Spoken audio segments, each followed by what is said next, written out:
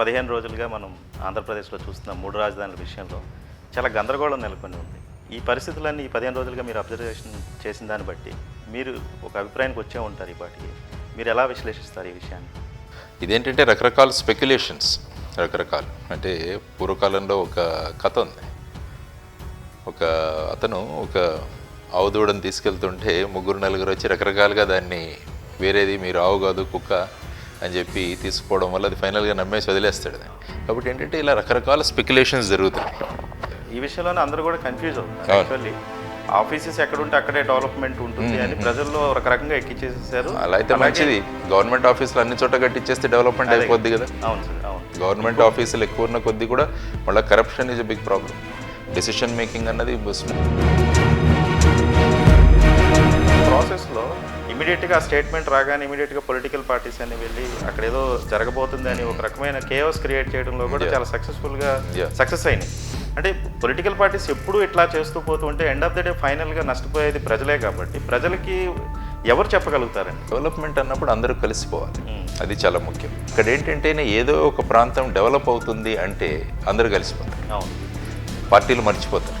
మా ప్రాంతానికి ఇది వస్తుంది కాబట్టి ఈ ఇండస్ట్రీ వస్తుంది, లేకుంటే ఈ పెద్ద యూనిట్ వస్తుంది కాబట్టి మా ప్రాంతంలో ఉన్న ప్రజలకి ఇవి అవుతాయి. కాబట్టి అక్కడ ఎంఐడిసి అంట, మహారాష్ట్ర ఇండస్ట్రియల్ డెవలప్మెంట్ కార్పొరేషన్, అలా అనేక ఇండస్ట్రియల్ టౌన్షిప్స్ ఉన్నాయి. కాబట్టి ఇప్పుడు మనం చేయాల్సిన ముఖ్యంగా పని ఏంటంటే అమరావతి విషయంలో తెలుగుదేశం పార్టీలో ఇంటర్నల్ ట్రేడింగ్ జరిగింది భూముల విషయంలో అని చెప్పి వాళ్ళు అంటున్నారు. ఇప్పుడు ప్రత్యేక వీళ్ళు ఏంటంటే ఆల్రెడీ వైజాగ్లో పాదయాత్ర చేసేటప్పుడు ఎక్కడెక్కడ భూములు ఖాళీ ఉన్నాయో అవన్నీ చూసుకోవడానికి పాదయాత్ర చేశారు. ఇప్పుడు అక్కడ ఆల్రెడీ ఇంటర్నల్ ట్రేడింగ్ జరుగుతుందని కూడా వీళ్ళు వాదిస్తున్నారు. ఏంటంటే మనం విద్యాపరంగా ముందుకు వెళుతున్నాము, అభివృద్ధి పరంగా ముందుకు వెళుతున్నాము. కాబట్టి మళ్ళీ ఇంకా కులాల లెవెల్లోనే మన ఆలోచన విధానాలు మిగిలిపోతాయి. That is very unfortunate part. కాబట్టి దాన్ని అధిగమించగలగాలి. వ్యక్తిగతంగా మైండ్ సెట్ ఎలా ఉంటుందో అంత మొండిగా ఉంటుందా వైఖరి, లేదంటే క్రైసిస్ మేనేజ్మెంట్ అనేది ప్రాక్టికల్గా ఉంటుంది అనుకుంటున్నాను? మీరు చాలాసార్లు ఇంటరాక్ట్ అయి ఉంటారు కాబట్టి ఒక క్వశ్చన్. ఒక మనిషి ఒక్కొక్క స్థాయిలో ఒక్కొక్క.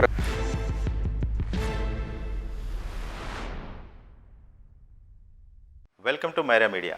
ప్రస్తుతం సిబిఐ మాజీ జేడీ లక్ష్మీనారాయణ గారు మనతో పాటు ఉన్నారు. ఆయన అడిగి రాష్ట్రంలో అలాగే దేశంలో జరుగుతున్న పలు అంశాలపై వారి విశ్లేషణ ఏ విధంగా ఉండబోతుందో తెలుసుకునే ప్రయత్నం చేద్దాం. నమస్తే సార్. నమస్కారం సార్. గత 15 రోజులుగా మనం ఆంధ్రప్రదేశ్లో చూస్తున్న 3 రాజధానుల విషయంలో చాలా గందరగోళం నెలకొని ఉంది. ఈ పరిస్థితులన్నీ ఈ 15 రోజులుగా మీరు అబ్జర్వేషన్ చేసిన దాన్ని బట్టి మీరు ఒక అభిప్రాయానికి వచ్చే ఉంటారు. ఈ పాటికి మీరు ఎలా విశ్లేషిస్తారు ఈ విషయాన్ని? అంటే ఏంటంటే ఒక నిర్దిష్టమైన ఇది ఫైనల్ డెసిషన్ ఇంతవరకు రాలేదు. ఇదేంటంటే రకరకాల స్పెక్యులేషన్స్. రకరకాలు అంటే పూర్వకాలంలో ఒక కథ ఉంది. ఒక అతను ఒక ఆవుదూడని తీసుకెళ్తుంటే ముగ్గురు నలుగురు వచ్చి రకరకాలుగా దాన్ని వేరేది మీరు ఆవు కాదు కుక్క అని చెప్పి తీసుకుపోవడం వల్ల అది ఫైనల్గా నమ్మేసి వదిలేస్తాడు. కాబట్టి ఏంటంటే ఇలా రకరకాల స్పెక్యులేషన్స్ జరుగుతాయి. అందువల్ల మనం చూడాల్సిన విషయం ఏంటంటే ఫైనల్గా శివరామకృష్ణన్ గారి కమిటీ, తర్వాత వచ్చేసి నారాయణ గారి కమిటీతో గత ప్రభుత్వం తీసుకున్న నిర్ణయం, ఆ తర్వాత వచ్చేసి జిఎన్ రావు గారి కమిటీ, ఆ తర్వాత వచ్చేసి బోస్టన్ కన్సల్టింగ్ గ్రూప్, అది ఐ థింక్ ఈ వీక్లో ప్రాసెస్లో ఉంది. ఈ వీక్లో ఐ థింక్ సెకండ్ అనుకుంటాను, ఈ రోజు ఇస్తారో ఏదో రిపోర్ట్ అన్నట్టుగా అన్నారు. ఆ తర్వాత హై పవర్ కమిటీ. కాబట్టి వీటన్నిటి గురించి చర్చ జరుగుతుంది. తర్వాత ముఖ్యమంత్రి గారు ఉండొచ్చేమో సౌత్ ఆఫ్రికా రకంగా అన్నట్టు అనడం జరిగింది. దాంతో ఏంటంటే రకరకాల డిస్కషన్స్ మొదలయ్యాయి. అమరావతిలోనే ఉంటుందని కొంతమంది మంత్రులు చెప్పడం జరిగింది, లేదు లేదు వెళ్ళిపోతుంది, ఇలా రకరకాలుగా ఊహించుకుంటూ ఉన్నాం. దీనిలో ముఖ్యంగా మనం చూడాల్సిందంటే హైకోర్టు విషయానికి మీరు వస్తే, for example high court principal bench మనం కర్నూలులో పెడతారన్నది ఒక చర్చ జరుగుతుంది. యాక్చువల్గా మీరు ఏపీ రీఆర్గనైజేషన్ యాక్ట్ చూసుకుని ఒకసారి చదివితే సెక్షన్ 31 చదవాలి. అందులో సెక్షన్ 31(2) అది చదివితే ఏపీకి హైకోర్టు గురించి అందులో డిస్క్రైబ్ చేయడం జరిగింది అనమాట. ఆ సెక్షన్లో అందులో ఏంటంటే ప్రెసిడెంట్ ఆఫ్ ఇండియా ఏదైతే ప్రాంతాన్ని నిర్ణయిస్తారో ఆ తర్వాత అక్కడ జరుగుతుంది. అదే దాంట్లో సబ్సెక్షన్ 3 చదివితే ఆ తర్వాత బెంచెస్ అన్నవి గవర్నర్ గారి దీన్ని బట్టి మనం ఎక్కడైనా పెట్టుకోవచ్చు అన్నది ఉంది. ఆయన డెసిషన్ వల్ల బెంచెస్ కావాలంటే. కాబట్టి ప్రిన్సిపల్ కోర్ట్ ఏదైతే ఉంటుందో మెయిన్ ప్లేసు అది president of India appointment. In case మీరు అన్నట్టు అది మార్చాలంటే మళ్ళీ ప్రెసిడెంట్ ఆఫ్ ఇండియా మళ్ళీ కొత్త నోటిఫికేషన్ ఇవ్వాలి. అంటే ఇక్కడ నుంచి మార్చేది, ఎందుకంటే ఆల్రెడీ ఒక నోటిఫికేషన్ ఇచ్చున్నారు అమరావతి గురించి, దాన్ని మళ్ళీ మార్చాలంటే అగైన్ ప్రెసిడెంట్ ఆఫ్ ఇండియాకి వస్తుంది. అది కాకుండా కేవలం బెంచెస్ పెట్టుకోవాలంటే మన రాష్ట్ర గవర్నర్ గారి నోటిఫికేషన్ ఇష్యూ చేస్తే అది అవుతుంది. అది క్లియర్గా మన రీఆర్గనైజేషన్ యాక్ట్లో ఉంది. లెజిస్లేటివ్ క్యాపిటల్ గురించి అక్కడే అమరావతిలో ఉంటుందన్నది ఆల్రెడీ డిస్కషన్స్లో జరుగుతున్న విషయం. ఓన్లీ అడ్మినిస్ట్రేటివ్ క్యాపిటల్ గురించి అది విశాఖపట్నంకి వెళ్తుందన్నది స్పెక్యులేషన్స్ నడుస్తుంది. అడ్మినిస్ట్రేటివ్ క్యాపిటల్ గురించి ఏమవుతుంది అంటే సెక్రటరియట్ అంతా అక్కడికి వెళ్తుంది, తర్వాత ముఖ్యమంత్రి గారి క్యాంప్ ఆఫీస్ కూడా అక్కడే ఉంటుంది. కాబట్టి అక్కడి నుంచి ఆపరేట్ చేస్తారనేది స్పెక్యులేషన్. అందులో ఎంతవరకు ఫైనల్గా అవుతుంది, అంతవరకు ఎక్కడ అవుతుంది అన్నది. ఇప్పుడు ఫర్ ఎగ్జాంపుల్ అన్ని హెడ్ ఆఫ్ ది ఇన్స్టిట్యూషన్స్ ఒక చోట ఉండాలా అన్నది కూడా మనం చర్చించుకోవాల్సిన విషయం. ఎందుకంటే నేను మామూలుగా మహారాష్ట్రలో పనిచేశాను ఒక 28 సంవత్సరాలు చేయడం వల్ల. అక్కడ ఏమవుతుందంటే మీరు ఫారెస్ట్ డిపార్ట్మెంట్ తీసుకుంటే మొత్తం నాగ్పూర్లో ఉంటుంది. ఫారెస్ట్ డిపార్ట్మెంట్లో మేజర్ ఫారెస్ట్ డిపార్ట్మెంట్ అంతా కూడా నాగ్పూర్, ఎందుకంటే అక్కడే మెయిన్ డెన్స్ ఫారెస్ట్ అక్కడే ఉన్నాయి కాబట్టి అక్కడ పెట్టారు. తర్వాత ఇంకో కొన్ని డిపార్ట్మెంట్స్ పూనాలో ఉన్నాయి. ఫర్ ఎగ్జాంపుల్ పోలీస్ డిపార్ట్మెంట్ గురించి మార్చారంటే సిఐడి, తర్వాత వైర్లెస్, పోలీస్ వైర్లెస్, ఈ 2 హెడ్ ఆఫీసెస్ వచ్చేసి పూనాలో ఉన్నాయి. తర్వాత మిగతా అడ్మినిస్ట్రేటివ్ డిపార్ట్మెంట్స్ కూడా అక్కడ ఉన్నాయి. కాబట్టి అక్కడ ఏం చేశారంటే డిఫరెంట్ ప్లేసెస్లో డిఫరెంట్ డిపార్ట్మెంట్స్ని చేశారు, డిస్ట్రిబ్యూట్ చేసి పెట్టారు. ఇప్పుడు ఏంటంటే ఆఫీస్ కాన్సెప్ట్ అన్నది కూడా పోయింది. ఇప్పుడు యాక్చువల్గా మీరు ఐటీ సెక్టర్లో తీసుకుంటే వర్కింగ్ ఫ్రమ్ హోమ్, మా ఐటీ ఫ్రెండ్స్ ఉన్నారు, వాళ్ళు ఇంట్లోనే ఉంటారు. ఇప్పుడు నేను అడుగుతాను ఏంటి అంటే ఏముంది, మాకు కంప్యూటర్ ఉంది, హై పవర్ ఇంటర్నెట్ ఉంది, కాబట్టి ఎక్కడి నుంచి అయినా మనం రేపు సినిమా చూసుకుంటూ కూడా నేను ఆఫీస్ లాగా చూడొచ్చు అన్నది. Task complete, decision making is important. ఇప్పుడు ఏంటంటే వీడియో కాన్ఫరెన్సింగ్ కూడా వచ్చింది, కాబట్టి ఆఫీసర్స్ ఒక చోటు నుంచి ఇంకో చోటుకి వెళ్ళాల్సిన అవసరం కూడా లేదు. ఇప్పుడు వీడియో కాన్ఫరెన్సింగ్ ముఖ్యమంత్రి గారు వీళ్ళంతా కూడా కలెక్టర్లు, ఎస్పీలు వీళ్ళందరివి కూడా వీడియో కాన్ఫరెన్స్లో చాలా జరుగుతాయి. అందువల్ల టెక్నాలజీ రావడం వల్ల ఇప్పుడు ఆఫీస్ అన్నదానికి ఒక ప్రాధాన్యత పోయింది. ఆఫీస్ కన్నా డిసిషన్ మేకింగ్ ఈజ్ ఇంపార్టెంట్.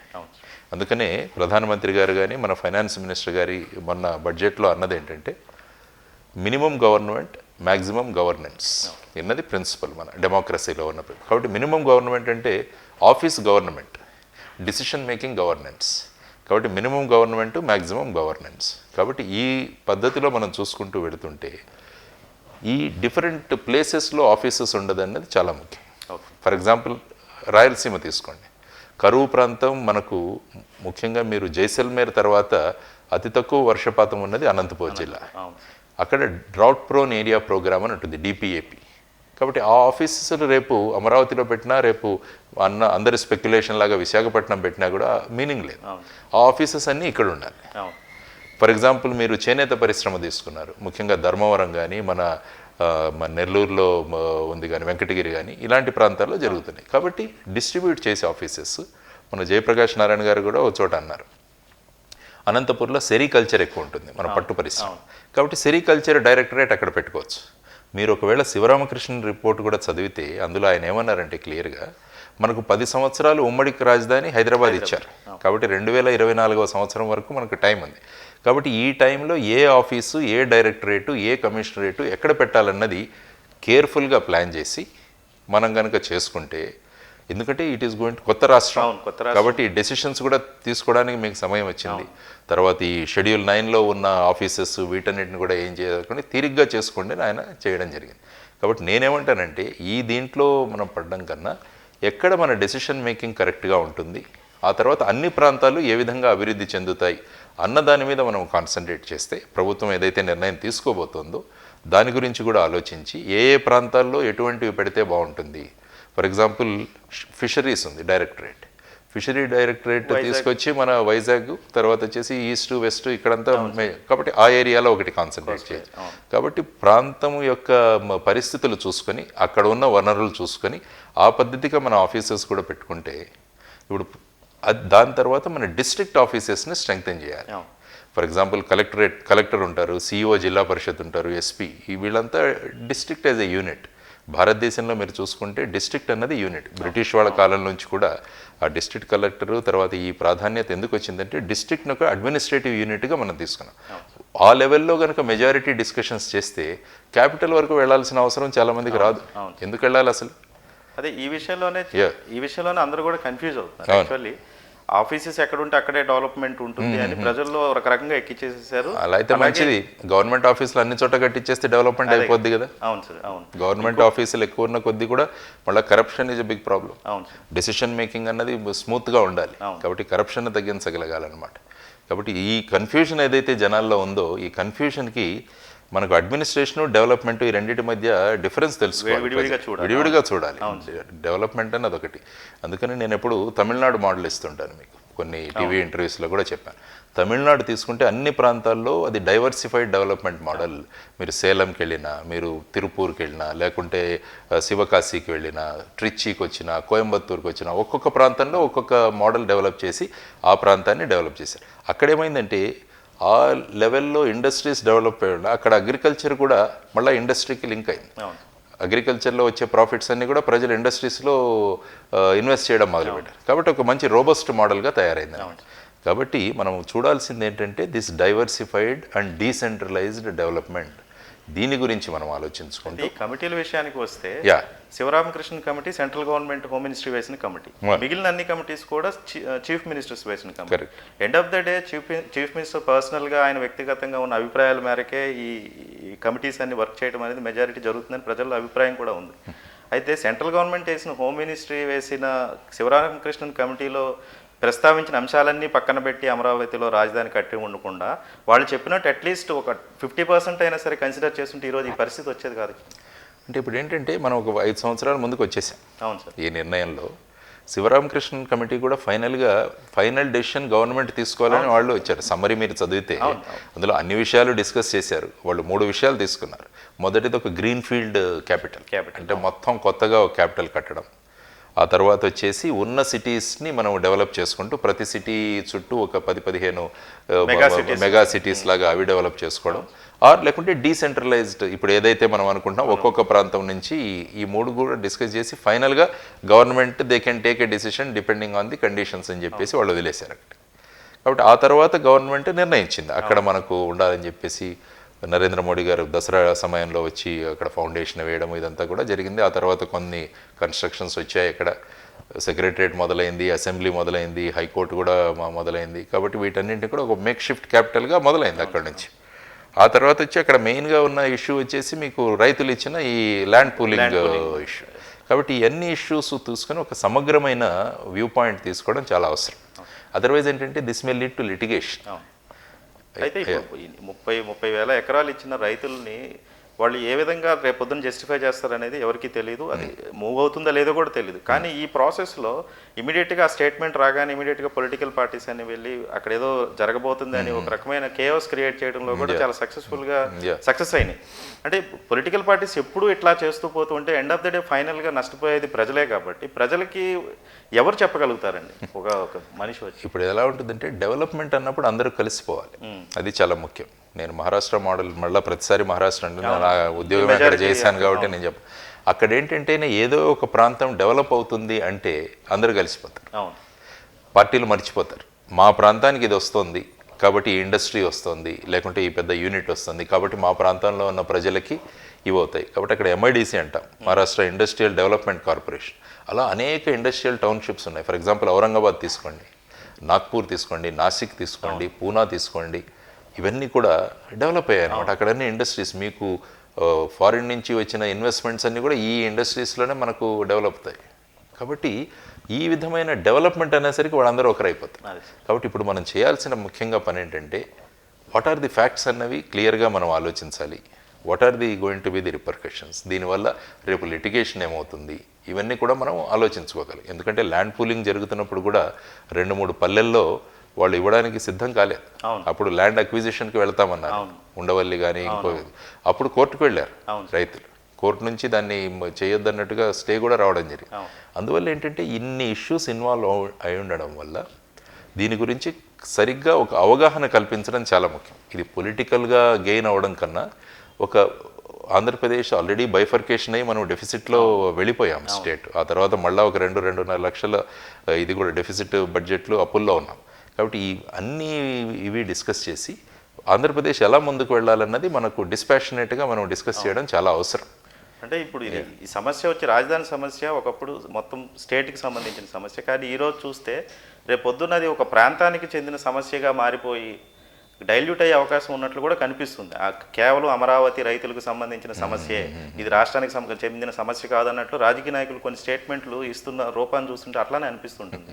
ఈ విధంగా ముందుకెళ్తే రాష్ట్ర భవిష్యత్తు పాడైపోతుంది, ఎవరికి కూడా ఒక ఇది లేదంటారా?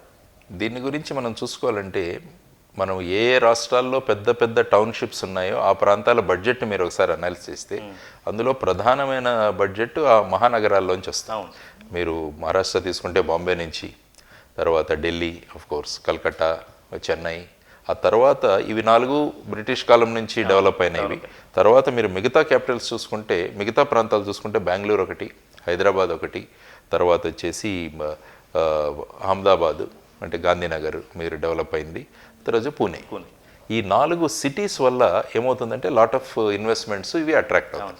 అందువల్ల క్యాపిటల్ విషయం పక్కన పెడితే ఒక టౌన్షిప్ మనకు కావాలా లేదా అన్నది కూడా ఆలోచించుకోవాలి. ఎందుకంటే బయట నుంచి వచ్చేవాడు ఆలోచిస్తాడు మనం ఎక్కడ ఇన్వెస్ట్ చేయాలి, రేపు ఆయన చేసిన ఇన్వెస్ట్మెంట్కి మనకు రిటర్న్స్ వస్తాయా, బేసిక్గా ఏంటంటే స్టెబిలిటీ ఉందా, పొలిటికల్ స్టెబిలిటీ ఎంత ఉంది, తర్వాత ఆ ప్రాంతాల్లో అన్రెస్ట్ ఎంత ఉంటుంది, రేపు నేను పెట్టిన తర్వాత ఏమైనా గొడవలై నేను మళ్ళీ వెనక్కి వెళ్ళిపోవాలంటే ఇంత లాస్ నేను ఎట్లా భరించగలను. ఒక investor is a business man, కాబట్టి బిజినెస్ మ్యాన్ అను తనకు ప్రాఫిట్స్ ఎలా వస్తాయి, తన సేఫ్టీ ఎలా ఉంటుందని ఆలోచిస్తాడు, అక్కడ ఏదైనా అవైలబిలిటీ ఉందా అని చూస్తాడు అనమాట. కాబట్టి వీటన్నింటినీ ఆలోచించుకుంటూ మనం డెవలప్మెంట్ మీద మెయిన్గా కాన్సన్ట్రేషన్ డెసిషన్స్ తీసుకుంటే అవి ఖచ్చితంగా ఉంటాయన్నది నా అభిప్రాయం. జగన్మోహన్ రెడ్డి గారు వచ్చిన తర్వాత, వైఎస్ఆర్సీపీ ప్రభుత్వం వచ్చిన తర్వాత ఈ కృష్ణ కిషోర్ గారి కేసు ఏదైతే ఉందో ఆ విషయంలో సెంట్రల్ అడ్మినిస్ట్రేటివ్ ట్రిబ్యునల్ ఇచ్చిన దీని ప్రకారము పాలన సరిగా జరగట్లేదు, కేవలం ఒక సబ్ కలెక్టర్ ఇచ్చిన రిపోర్టు మీద ఆధారంగా చేసుకొని ఒక ఆఫీసర్ని ప్రమోషన్ ఇచ్చి సస్పెండ్ చేయటం ఇలాంటివన్నీ జరుగుతున్నాయి, కాబట్టి పాలన సరిగా లేదన్న ఒక విధానంలో ఉంది అన్నట్లు ఒక బయటికి మెసేజ్ అయితే వెళ్ళింది. దాన్ని పొలిటికల్ పార్టీస్ కూడా దాన్ని అడ్వాంటేజ్గా తీసుకుంటున్నాయి. దీన్ని ఏ విధంగా చూడాలంటారు? జనరల్గా ఏంటంటే ప్రభుత్వం తీసుకునే ప్రతి నిర్ణయం కూడా రేపు సంబంధిత కోర్ట్స్ దగ్గర వాటిని ఫేస్ చేయాల్సి వస్తుంది. అవును, రేపు మీరు వచ్చిన కేసు కృష్ణకిషోర్ గారి కేసు తీసుకున్నా కూడా ఆయన సర్వీస్ మ్యాటర్స్ గురించి క్యాట్ దగ్గరికి వెళ్ళారు ఆయన. సో క్యాట్ జనరల్గా ఏంటంటే ఒకసారి కోర్ట్స్లో డిస్కషన్స్ అప్పుడు కామెంట్స్ జరుగుతుంది, బట్ ఫైనల్ ఆర్డర్ ఏముందో మనం చూడాలి. దాంట్లో ఆయన సస్పెన్షన్ను ఐ థింక్ 31 జనవరి వరకు నిలుపుదల చేస్తున్నట్టుగా ఇవ్వడమని నేను పేపర్లో చదవడం జరిగింది అనమాట. కాబట్టి ఒక ఇన్సిడెంట్ వల్ల ఒకరు అన్న మాటలు దాన్ని బట్టి మొత్తం అడ్మినిస్ట్రేషన్ని మనం ఒక ఇదిగా చూడడం కూడా అది ఇట్స్ ఏ స్పెసిఫిక్ ఇన్సిడెంట్, ఒక స్పెసిఫిక్ ఇన్సిడెంట్. ఆ పర్టికులర్ ఇన్సిడెంట్లో కోర్టు వాళ్ళు క్యాట్ ట్రిబ్యునల్ వారు నిర్ణయించిన ఇది. కాబట్టి ఓవరాల్ మొత్తం అడ్మినిస్ట్రేషన్కి అట్రిబ్యూట్ చేయాల్సిన ఈచ్ కేస్ యూ సీ డిస్పాషనేట్లీ అని నేను ఎప్పుడు చెప్తాను. దాన్ని పొలిటిసైజ్ చేయకుండా మనం ప్రతి కేసుని ఒక సర్వీస్ మ్యాటర్ ఎలాగైంది అన్నది మనం చూసుకుంటూ వెళ్ళగలగాలన్నమాట. అదే ఇప్పుడు అమరావతి విషయంలో తెలుగుదేశం పార్టీలో ఇంటర్నల్ ట్రేడింగ్ జరిగింది భూముల విషయంలో అని చెప్పి వాళ్ళు అంటున్నారు. ఇప్పుడు ప్రత్యేకంగా వీళ్ళు ఏంటంటే ఆల్రెడీ వైజాగ్లో పాదయాత్ర చేసేటప్పుడు ఎక్కడెక్కడ భూములు ఖాళీ ఉన్నాయో అవన్నీ చూసుకోవడానికి పాదయాత్ర చేశారు. ఇప్పుడు అక్కడ ఆల్రెడీ ఇంటర్నల్ ట్రేడింగ్ జరుగుతుందని కూడా వీళ్ళు వాదిస్తున్నారు. ఎండ్ ఆఫ్ ద డే ఒక కులాన్ని అడ్డం పెట్టుకొని అక్కడ వాళ్ళు డెవలప్ చేశారు కాబట్టి వాళ్ళ మీదకు వాళ్ళకి పేరు వస్తుంది కాబట్టి మేము అక్కడి నుంచి అమరావతిని మార్చేస్తున్నాము, రాజధాని మార్చేస్తున్నాం అని కూడా చాలామంది చెప్తూ ఉన్నారు. అలాగే ఈవెన్ తెలుగుదేశం పార్టీకి సంబంధించిన మినిస్టర్ గంటా శ్రీనివాసరావు గారు కూడా మేము స్వాగతిస్తున్నామని చెప్పారు. ఇట్లా ఆ పార్టీలో ఉన్న వైఎస్ఆర్సీపీ పార్టీ నాయకులు అక్కడ హ్యాపీగా ఫీల్ అయ్యి, లేదంటే అమరావతి ఏరియాలో ఉన్న వాళ్ళు దాని గురించి వ్యతిరేకించి ఇట్లా ఇంటర్నల్గా ఒక్కొక్కరు ఒక్కొక్క అభిప్రాయాన్ని వ్యక్తపరుస్తూ ఉంటే ప్రజలు ఎండ్ ఆఫ్ ది డే వాళ్ళు కన్ఫ్యూజన్లోకి వెళ్ళే అవకాశం ఉంది కదండి. ఏంటంటే మనం విద్యాపరంగా ముందుకు వెళుతున్నాము, అభివృద్ధి పరంగా ముందుకు వెళుతున్నాము, కాబట్టి మళ్ళీ ఇంకా కులాల లెవెల్లోనే మన ఆలోచన విధానాలు మిగిలిపోతున్నాయి. That is very unfortunate part. కాబట్టి దాన్ని అధిగమించగలగాలి. సపోజ్ మీరు అన్నట్టు ఇన్సైడర్ ట్రేడింగ్ జరిగిందా అంటే గవర్నమెంట్ తీసుకునే ప్రతి నిర్ణయానికి కూడా డాక్యుమెంటరీగా ఉంటుంది. ఎవరు తీసుకున్నారు, ఎప్పుడు తీసుకున్నారు, ఏ పరిస్థితుల్లో తీసుకున్నారు, ఇవన్నీ కూడా డాక్యుమెంట్స్ ఆర్ అవైలబుల్. కాబట్టి ఏదైనా ఇన్సైడర్ ట్రేడింగ్ జరిగిందన్నప్పుడు that is subjected to investigation, there is no problem. కాబట్టి మనం తీసుకున్న నిర్ణయాలకు రేపు మనం ఇక్కడ నిర్ణయం తీసుకుంటే రేపు ప్రజలు కోర్టుకు వెళ్తారు. కోర్టుకు వెళ్ళి అక్కడి నుంచి దాని గురించి ఆలోచించమంటారు. సపోజ్ మీరు ఇది తీసుకుంటే ఆ 2 గ్రామాల్లో బలవంతంగా మా దగ్గర భూములు లాక్కుంటున్నామని కూడా రైతులు వెళ్ళారు. కాబట్టి ఏంటంటే ప్రజల్లో పరిజ్ఞానం ఉంది, వాళ్ళకు కావాల్సిన సమస్య పరిష్కారం అడ్మినిస్ట్రేటివ్ లెవెల్లో వెళ్ళిపోతే దాన్ని ఎస్కలేట్ చేసి దాన్ని జ్యుడిషియల్ లెవెల్కి తీసుకెళ్తారు. అందువల్ల ఇక్కడ ఏదైతే మీరు ఇన్సైడర్ ట్రేడింగ్ అవుతుందన్నారో దాని గురించి ఇన్వెస్టిగేషన్ చేయాల్సిన అవసరం ఉంది. ఎందుకంటే ఎవరైనా వాళ్ళ సొంత ప్రయోజనాల కోసం వాళ్ళు స్వయంగా వాళ్ళను ఎక్కువ ఆస్తిపరులుగా చేసుకోవడానికి ప్రయత్నాలు జరిగితే నాకున్న పొజిషన్ దాని గురించి it is an offence. Insider trading కానీ లేకుంటే మీ బినామీ ప్రాపర్టీస్ ఉండడం కానీ దీస్ ఆర్ ఆల్ అఫెన్సెస్. వాటికి నిర్దిష్టమైన చట్టాలు ఉన్నాయి. ఆ చట్టాల ప్రకారం ఇన్వెస్టిగేషన్ జరగాలి, ఆ చట్టాల ప్రకారం యాక్షన్ తీసుకోవాలి. There is no doubt about it. కానీ ఈ విధంగా ఒక కులము అక్కడ ఆ కులం వాళ్ళు ఎక్కువ తీసుకున్నారు, ఇక్కడ ఈ కులం వాళ్ళు ఎక్కువ తీసుకున్నారు, ఈ లెవెల్లో మనం దిగిపోతే ఏముందంటే మనం ఏదైతే ప్రజాస్వామ్యంగా అందరూ కలిసి ప్రగతి సాధించాలనుకుంటున్నామో అది మనం మనిషిని మనిషిగా చూడకుండా ఆ మనిషి ఏదో ఒక ప్రత్యేకమైన సామాజిక వర్గంగా చూడడము అది పెరుగుతున్న నాగరికతకు అదొక మంచి సంకేతం కాదని నేను అనుకుంటాను అనమాట. సో ఈ స్థాయికి మన డిస్కషన్స్ కానీ ఈ స్థాయికి మనం చూసే విధానాలు కూడా మార్పు రావాలి. సార్ పర్సనల్గా ఒక క్వశ్చన్ అడిగితే మీరు ఏదైతే డిస్ప్రొపోర్షనల్ అసెట్స్ కేసులో జగన్మోహన్ రెడ్డి గారు సిబిఐ కేసు విషయంలో చాలాసార్లు మీరు ఆ టైంలో మీరు చాలాసార్లు మాట్లాడుంటారు, మీట్ అయి ఉంటారు.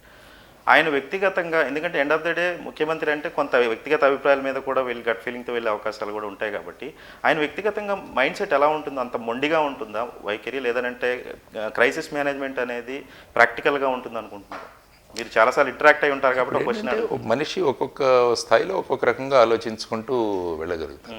అనుభవం నుంచి, తర్వాత బాధ్యతల నుంచి, వీటన్నిటినీ తీసుకుంటే బాధ్యతాయుతంగా తీసుకోవాల్సిన నిర్ణయాలు ఖచ్చితంగా తీసుకోవాల్సింది. ఎందుకంటే ఆయన ముఖ్యమంత్రి గారు ఇప్పుడు.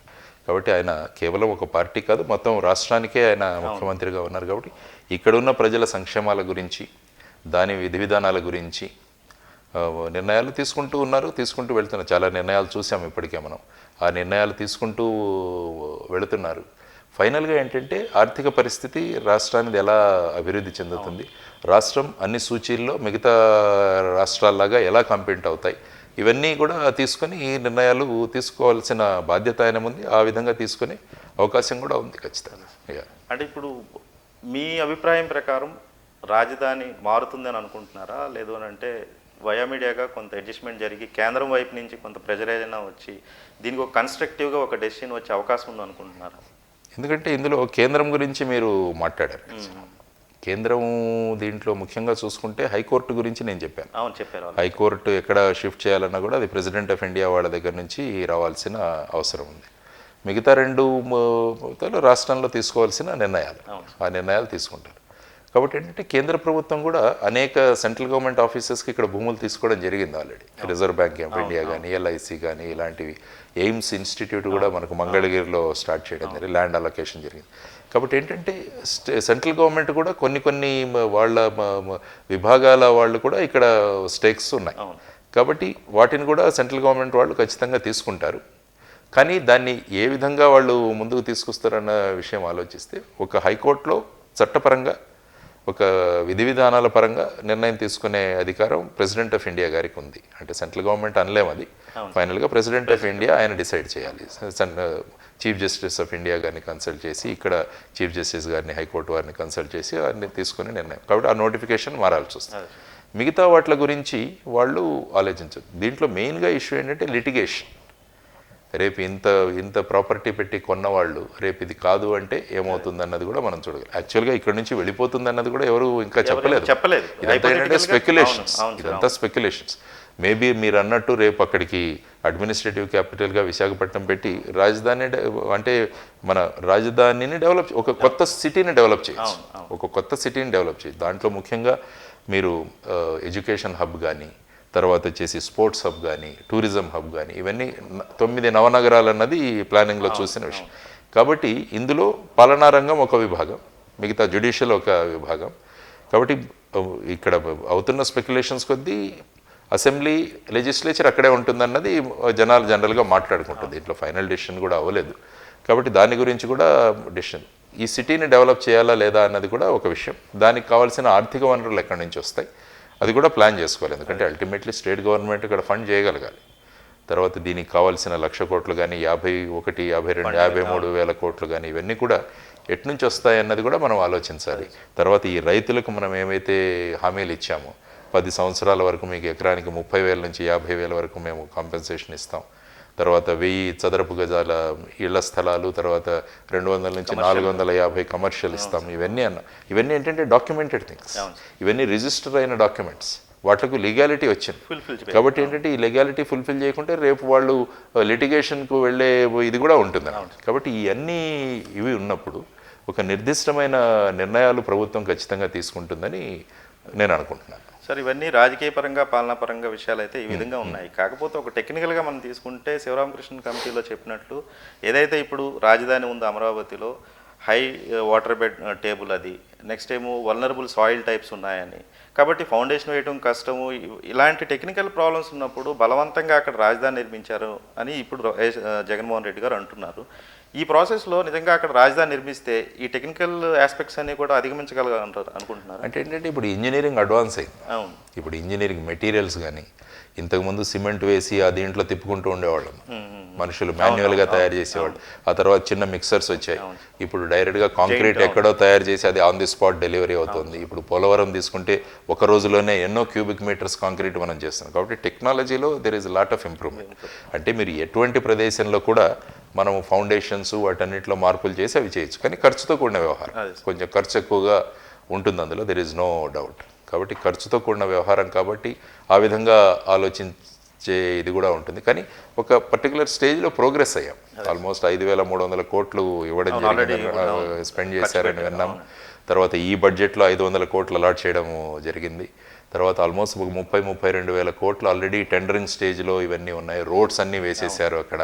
తర్వాత మినిస్టర్ క్వార్టర్స్ కానీ, తర్వాత వచ్చేసి సివిల్ సర్వీసెస్, ఈ all India service officers, infrastructure, అది కోర్టులు, ఇవన్నీ కూడా అయ్యాయి. కాబట్టి ఒక ప్రోగ్రెస్ ఒక స్టేజ్లో ఉన్నది. కాబట్టి దీని గురించి కూడా ఆలోచించడం చాలా ముఖ్యం అన్నమాట ఇప్పుడు. ఎందుకంటే we have suppose in case decision making ఏదైనా విత్ మ్యాలిఫైడ్ ఇంటెన్షన్ చేస్తుంటే దట్ ఈస్ సబ్జెక్ట్ లైక్ మీరు ఇన్సైడర్ ట్రేడింగ్ మిగతా అన్నవి అవి it is open to that, అవి మీరు చేసుకుంటూ ఉండొచ్చు, దెర్ ఈస్ నో డౌట్. కానీ ఇప్పుడు క్రూషల్గా ఈ రైతులకు మనం ఇచ్చిన హామీలు ఏవైతే ఉన్నాయో వాటిని ఏ విధంగా నెరవేరుస్తారన్నది కూడా ఒక బిగ్ ఛాలెంజ్ గవర్నమెంట్ ముందు. దాన్ని ఎట్లా సర్కంవెంట్ చేస్తారు?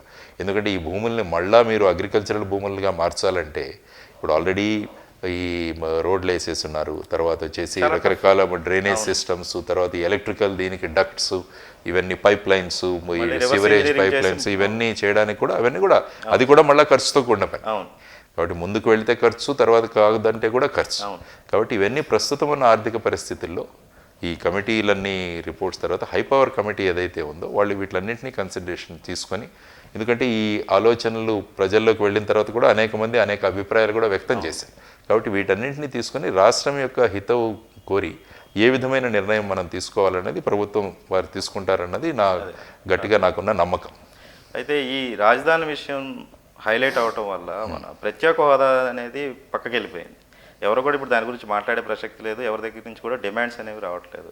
ఈ మధ్య ఒక వీడియో చూశాను, మీరు కూడా దాని మీద స్పందించారు. ముగ్గురు ఆడపిల్లలు, చిన్నపిల్లలు ఒక వీడియో చేసి మిమ్మల్ని కూడా ప్రస్తావించారు. అందరూ ఆల్మోస్ట్ జగన్మోహన్ రెడ్డి గారిని, చంద్రబాబు నాయుడు గారిని, పవన్ కళ్యాణ్ అందరినీ ప్రస్తావించారు. అంటే ఈ కంటెంపరీ పొలిటికల్ ఇష్యూస్ మీద కాన్సన్ట్రేట్ చేస్తున్నాయి, కానీ ప్రత్యేక హోదా అసలు పూర్తిగా ఇంకా రాజకీయ పార్టీలని మర్చిపోయాయి అంటారా? ఇప్పుడు ఏంటంటే మామూలు కంప్యూటర్లో ఒక ఇదైన తర్వాత దాని మీద ఇంకోటి వెళ్ళి కూర్చుంటుంది. అవును, అది డేటాబేస్లో పాత డేటా వెళ్ళిపోతుంది, దాని మీద కొత్త డేటా. కాబట్టి ఇక్కడ కూడా డేటా ఆ విధంగా రీప్లేస్ అవుతుంది అనమాట. కాబట్టి మనిషి యొక్క మెమరీ కూడా క్రమక్రమంగా లేటెస్ట్ ఏంటి అన్న విషయాల గురించి మనం ఎక్కువగా కాన్సన్ట్రేట్ చేస్తున్నాం. వాట్ ఈస్ టుడే, ఈరోజు ఏంటి, మీరు ఎలాగైతే బ్రేకింగ్ న్యూస్ అని వేస్తుంటారో, సో ప్రజలు బ్రేకింగ్ న్యూస్కి అలవాటు పడిపోయారు. కాబట్టి పాత న్యూస్ గురించి ఆలోచించట్లేదు. కాబట్టి చూసుకుంటే అన్ని పార్టీలు కూడా ప్రత్యేక హోదా గురించి మాట్లాడిన పార్టీలే.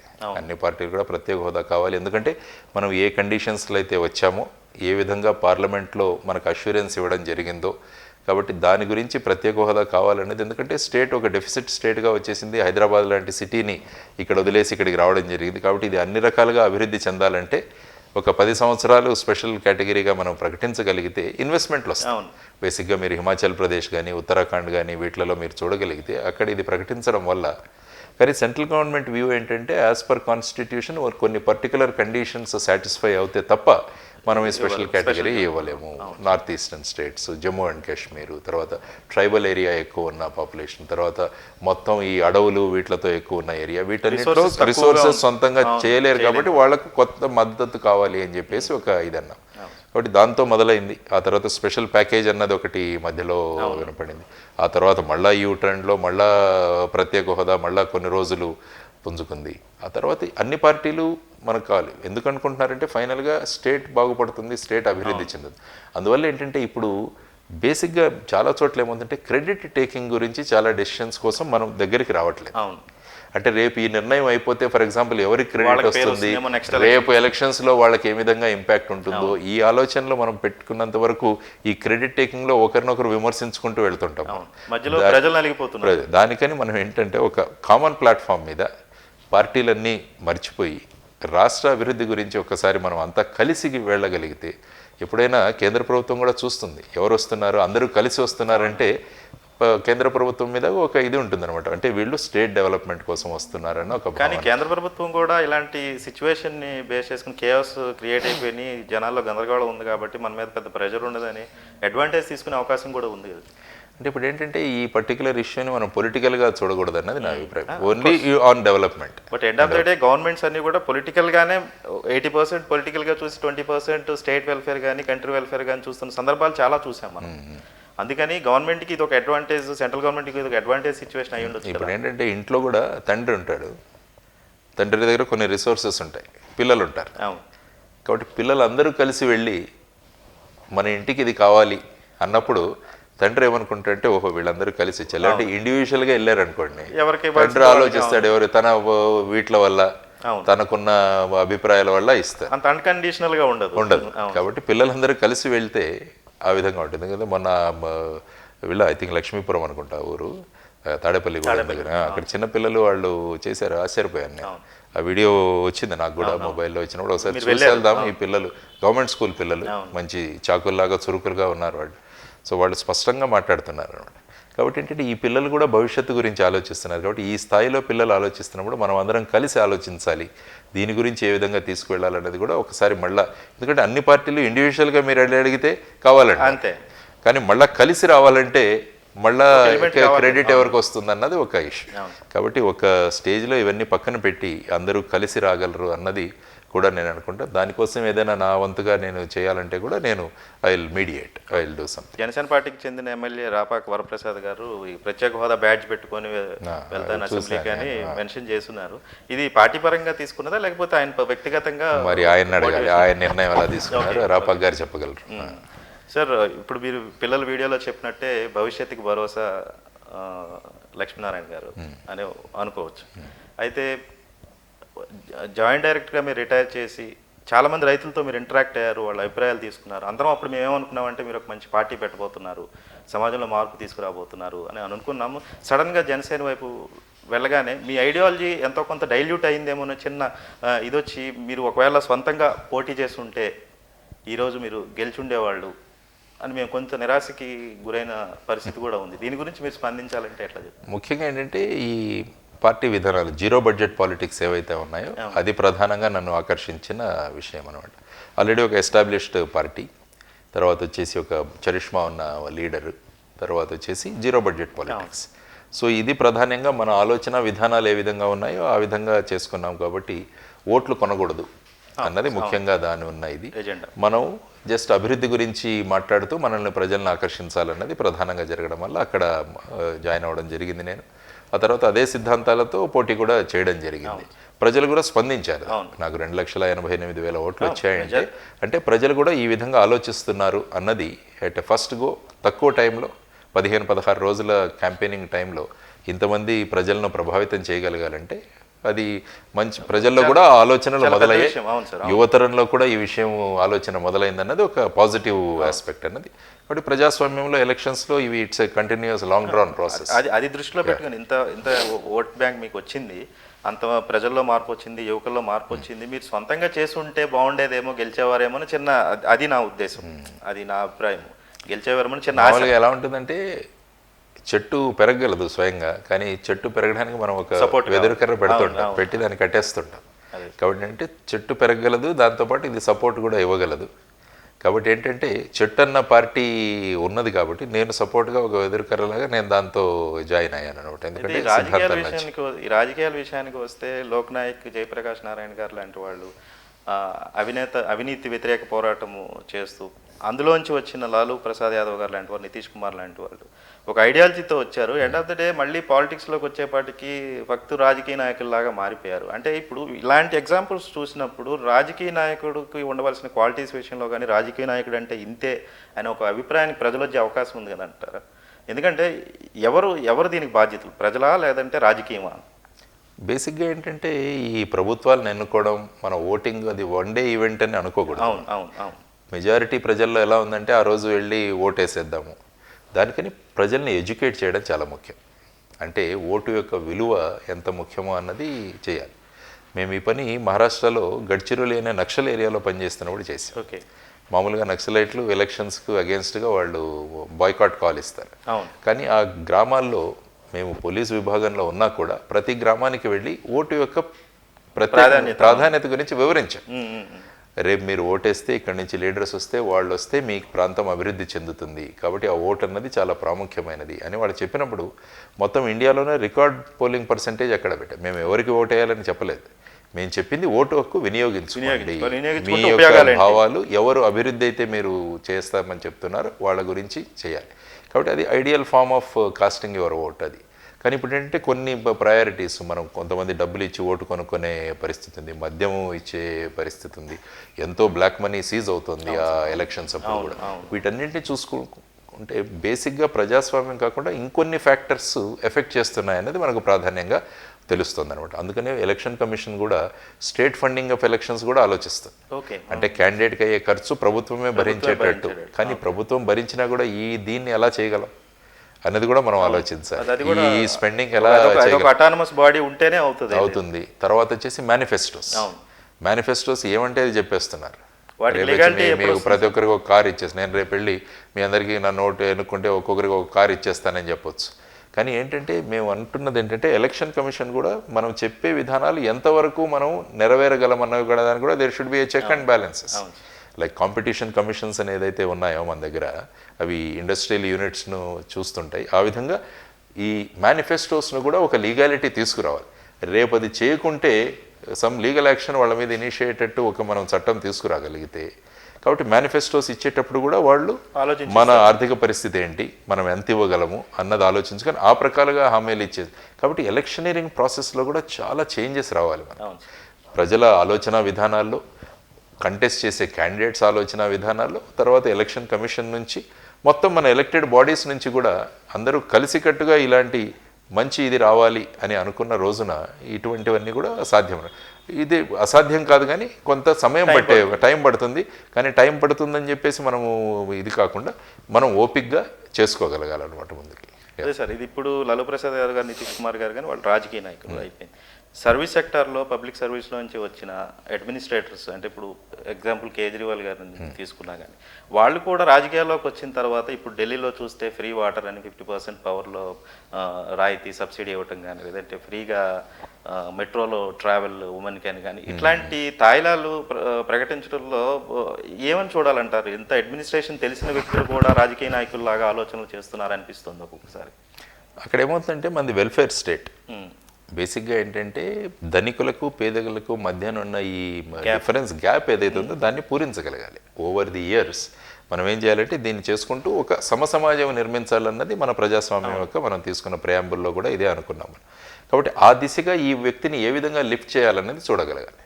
సపోజ్ తనంతకు తానే చేయలేకుండా ఉన్నాడంటే కొద్దిగా పుష్ కావాలి మీకు. ఫర్ ఎగ్జాంపుల్ కొద్దిగా పుష్ ఇవ్వగలిగితే మనం ఆ వ్యక్తి ఆర్థిక స్థితి కొద్దిగా మెరుగవుతే తను ఇంకా కొద్దిగా తన శక్తి సామర్థ్యాలతో మిగతాది సంపాదించుకుంటే ఈ డిఫరెన్స్ అన్నది తగ్గుతుందన్నది ఒక కాన్సెప్ట్.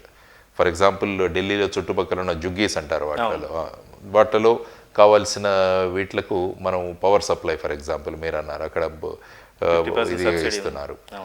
తర్వాత గవర్నమెంట్ స్కూల్స్ అక్కడ బాగా ఇంప్రూవ్ చేయడం జరిగింది, మొహల్లా క్లినిక్స్ అని తీసుకురావడం జరిగింది. ఇవన్నీ ఏంటంటే గవర్నమెంట్ ఒక రకంగా పేదవాడిని పైకి తీసుకురావాలి, అదేవిధంగా ధనికులు ఎవరైతే ఉన్నారో అందుకనే ట్యాక్సులు వేస్తుంటాం కదా మనం. ట్యాక్స్ వాళ్ళ దగ్గర ఉన్నదాన్ని ట్యాక్సులు తీసి ఒక సమసమాజం నిర్మించే విధంగా మనం పరిపాలించాలన్నది మన కాన్సెప్ట్.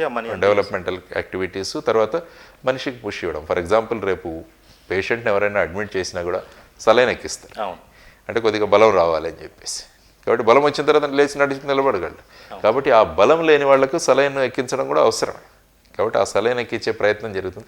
కానీ సలైన్ ఎక్కించిన వ్యక్తి స్వయంగా నడవగలడన్నది కూడా మనం తయారు చేయగలగాలి. ఆ మనిషిని మొత్తం జీవితం అంతా సలైన్ మీద పెట్టినా కూడా అది ఉపయోగపడదు అనమాట. సలైన్ ఎంతసేపు పెడితే లేచి నడుస్తాడని తెలిసినా కూడా అంతసేపు పెట్టకుండా అది డ్రాగ్ చేస్తూ వెళ్ళాలి. కాబట్టి అది కూడా ఆ నిర్ణయాలు తీసుకుంటున్నప్పుడు కూడా ఆ వ్యక్తికి కొంత స్ట్రెంగ్త్ ఇచ్చి ఆ మనిషి సమాజంలో తన కాళ్ళ మీద నిలబడే స్థాయికి తను తీసుకురాగలిగితే అప్పుడు తన శక్తితో ముందుకెళ్ళాలి. ఆ శక్తి ఆ పుష్ మనం ఇవ్వగలగాలి, తర్వాత తను వదిలేయాలన్నమాట. కాబట్టి ఆ విధంగా ప్లాన్స్, ఈ పథకాలు ఇలాంటివి ఉండాల్సిన అవసరం ఉంది. అయితే కేంద్రం మొన్నటిదాకా సిఏ అన్నారు, ఎన్ఆర్సీ అన్నారు, ఎన్పి అన్నారు, ఎన్పిఆర్ అన్నారు. ఏం సార్ ఈ మూడింటిని విడివిడిగా చూడాలా, ఒకేలా చూడాలా? ఏమంటుంది గవర్నమెంట్? ఏమంటుందంటే మీరు కన్ఫ్యూజ్ అయ్యారంటుంది. వ్యతిరేకించే వాళ్ళు మమ్మల్ని కన్ఫ్యూజ్ చేసి మీరు లబ్ధి పొందుతున్నారు, ఇదంతా కుట్ర అని చెప్పి అంటున్నారు. దీన్ని మీరు ఏ విధంగా చూస్తారు? ఇప్పుడు ఏంటంటే ఈ విషయాల గురించి కూడా అండర్స్టాండింగ్ చాలా ముఖ్యం. మామూలుగా ఏమందంటే కొత్త విధానాలు తీసుకొచ్చేటప్పుడు ప్రజల్లో లాట్ ఆఫ్ ఇది జరుగుతుంది. యాక్చువల్గా ఏదైనా బిల్ ప్రవేశపెట్టేటప్పుడు కూడా ఆ బిల్ గురించి మీ ఒపీనియన్స్ ఇవ్వండి అని ఈమెయిల్స్ గవర్నమెంట్ ఇస్తుంటుంది. కానీ ఆ స్థాయిలో ఎవరు చూడరు. ఇదంతా అయ్యి వచ్చిన తర్వాత మళ్ళీ సడన్గా ఇవి మొదలవుతాయి. కాబట్టి వీటి గురించి అండర్స్టాండింగ్ చాలా ముఖ్యం. అని భారతదేశానికి స్వాతంత్రం వచ్చినప్పుడు, విడిపోయినప్పుడు అటు నుంచి ఇటు నుంచి లక్షల మంది చనిపోయారు ఆ టైంలో.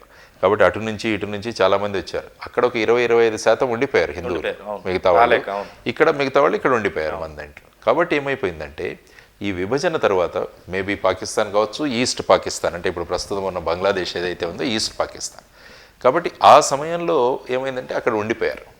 కానీ ప్రాముఖ్యంగా ఏమైందంటే Pakistan is an Islamic state, మనది సెక్యులర్ స్టేట్, ముస్లిం మెజారిటీ. అక్కడ సెక్యులర్, అది religion is driving the country. అదేవిధంగా మీరు చూసుకుంటే ఆఫ్ఘనిస్తాన్, బంగ్లాదేశ్ కొన్ని రోజులు తర్వాత, ఇప్పుడైతే సెక్యులర్ అంటున్నారు కానీ ముందు కూడా కాబట్టి ఈ విధమైన ప్రాంతాల్లో మిగిలిపోయిన ప్రజలు ఎవరైతే ఉన్నారో వాళ్ళ మీద అనేక రకమైన అన్యాయాలు అక్కడ జరుగుతున్నాయి, వాళ్ళని కన్వర్ట్ చేసే ప్రయత్నాలు జరుగుతున్నాయి. కాబట్టి కొంతమంది అక్కడి నుంచి పారిపోయి రావడం జరిగింది. కాబట్టి అటువంటి వచ్చిన వాళ్ళు ఇక్కడ ఏ విధమైన ఉనికి లేకుండా వాళ్ళు ఎక్కడెక్కడో బతుకుతున్నారు. కాబట్టి ఈ బాధలు పడుతున్న వాళ్ళ కోసం వాళ్ళను సిటిజన్స్గా మనం గుర్తిద్దామని చెప్పేసి మన సిటిజన్షిప్ యాక్ట్ ఏదైతే ఉందో 1955ది, దానితో అమెండ్మెంట్ 2003లో అయింది. ఆ తర్వాత దానికి ఒక కొత్త అమెండ్మెంట్ చేశారు. కాబట్టి ఈ 3 దేశాల నుంచి ఎవరైతే వచ్చారో వాళ్ళు హిందువులు, క్రిస్టియన్లు, పార్సీలు, సిక్కులు, జైన్లు, ఇలా 6 కేటగిరీలు వాళ్ళందరికీ కూడా సిటిజన్షిప్ ఇస్తామని చెప్పారు. వాటి నెంబర్ తీసుకుంటే ఇట్ ఈస్ అబౌట్ 33 to 34,000, 34,000 వరకు అయింది. సో అది సిటిజన్షిప్ అమెండ్మెంట్ యాక్ట్ గురించి. దానిలో కొన్ని వాదనలు ఉన్నారు. ఫర్ ఎగ్జాంపుల్ శ్రీలంకలో కూడా సింహలీస్ తమిళల మీద ఇది చేశారు కాబట్టి వాళ్ళు వచ్చారు, వాళ్ళ సిటిజన్షిప్ ఏమైంది అన్నది కూడా కొంతమంది కొన్ని వర్గాలు మాట్లాడుతున్నారు. ఇది మెయిన్గా. తర్వాత వచ్చేసండి ఆ ప్రాంతాల నుంచి వచ్చిన ముస్లిమ్స్ని ఏం చేస్తారన్నది కూడా అడుగుతారు.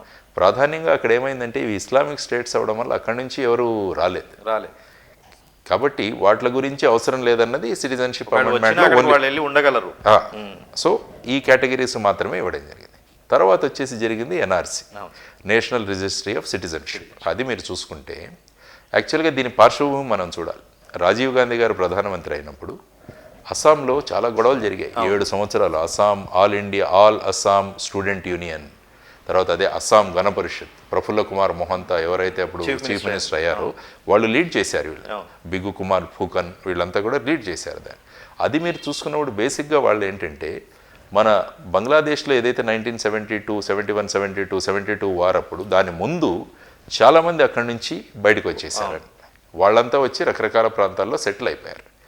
అందువల్ల వాళ్ళ వల్ల అస్సాంలో ఉన్న లోకల్ పీపుల్ ఎవరైతే ఉన్నారో వాళ్ళ అస్తిత్వానికి, వాళ్ళ భాషకి, వాళ్ళ పద్ధతులకి, వీటన్నిటికీ కూడా ప్రమాదం ఉంది అని చెప్పేసి వాళ్ళు ఏమన్నారంటే 1971 ఐ థింక్ మార్చో ఎప్పుడో అది కట్ ఆఫ్ డేట్ పెట్టుకున్నారు.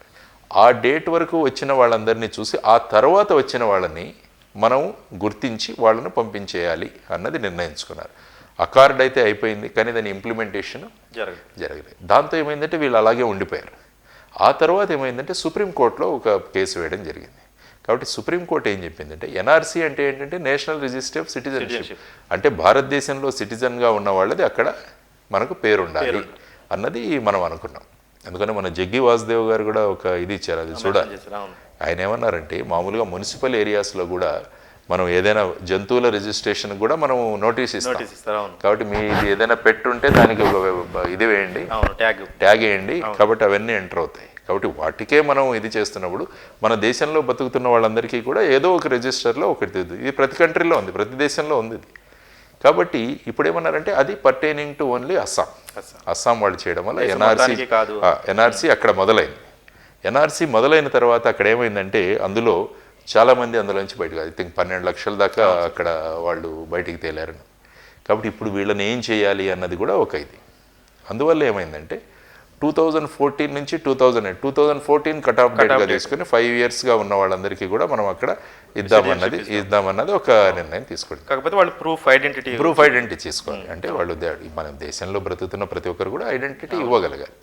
ఆ తర్వాత ఏంటంటే ఈ నేషనల్ ఇది ఎన్పిఆర్, నేషన్ పీపుల్స్ రిజిస్టర్, ఇది పాపులేషన్ రిజిస్టర్, ఇది ఒకటి మొదలైంది. అంటే ఇది సెన్సస్ ప్రకారం మనం చేస్తాం. 2011లో జరిగింది, 2021కి మళ్ళీ కొత్త చేయాలి. కాబట్టి ఇది ముందు నుంచే మొదలైంది.